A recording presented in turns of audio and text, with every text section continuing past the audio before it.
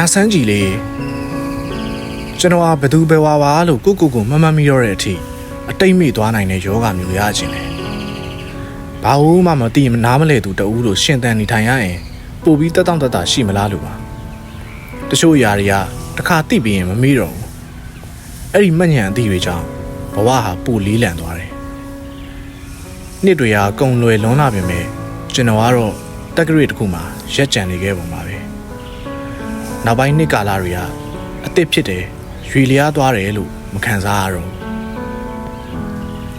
ကျွန်တော်တို့တကိုးရှိတဲ့တစုံတရာဒါမှမဟုတ်တစုံတယောက်ကစောင့်ရှောက်ပေးနေရင်ကောင်းမှာပဲလို့တွေးခဲ့ဘူးတယ်နောက်ဆုံးမှသိလိုက်ရတာကျွန်တော်တို့တယောက်ကိုတယောက်အပြန်အလှန်စောင့်ရှောက်ချေရမယ်အလုံးစုံဆုံးဖြစ်တယ်ဆိုတာပဲတကယ်ဘဝရဲ့အခြေအနေမှာကိုယ်တိုင်မလိုချင်ပဲတင် जा နားလည်ခဲ့ရတာတွေများလွန်းလာတယ်နေရာတစ်ခုကနေတခြားနေရာတစ်ခုအထိအကွာဝေးဦးတောင်လက်နက်ငယ်တကန်လက်နက်ကြီးတကန်မီတာဘလောက်ဆိုတာမျိုးအထိအတုံးလုံးတွေပြောင်းလဲသွားတယ်မြေနေရာတောထူကုန်းအနှိမ့်မြင့်တွေဆိုစကန်းချနေထိုင်စရာနေရာကောင်းဟုတ်မဟုတ်ဆိုတာမျိုးပဲ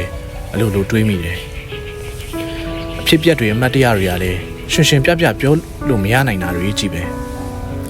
တယောက်ကိုတယောက်ဖောက်ထွင်းမြင်နိုင်တဲ့အထိရင်းနှီးလာကြပြီဆိုမကြခင်နှုတ်ဆက်လိုက်ရတာများတယ်ညာဆန်းကြီးလေးအရာရာဟာပြိုပြက်နေစေပျက်စီးနေစေပြီးတော့စွန့်ခွာမသွားခြင်းလောက်နူးညံ့လှပစေပါတချို့နေတွေမှာပင့်ကူငယ်တွေရဲ့ရက်ချီနှောင်ဖွဲပုံမျိုးအသက်လွတ်ထိုင်နေနေရတဲ့အထိထုံပေးဖြစ်တယ်တည်ခြင်းတရားဖင်ပုတ်ခေါင်းပုတ်ပျောပြီဒူးတင်ပေါင်တင်အမြဲလောက်ခံရတဲ့နေ့တွေမှာဘယ်ရာဝိုးမှလှတယ်စမ်းတယ်ရဲလို့ခွဲခြားမမြင်နိုင်တော့ပါဘူးမိုးများဖွဲတော့တရက်ပါရေစည်းအတော်အသင်းရှိတဲ့တဲချောင်းကိုဖျက်ရတယ်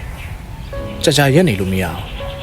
တအီးအီးနဲ့တဲတွေဖုံပြီးအခိုက်တန့်လေးတွင်လှုပ်မရအောင်နစ်မြုပ်တယ်တတိရတယ်လွမ်းတယ်ဆိုတာဒါမျိုးပဲထင်ပါတယ်တဏှာရမှာအကြာကြီးရက်ဆောင်နေလို့မရအောင်တဘွားလုံးကိုနစ်မြုပ်ပြစ်လိမ့်မယ်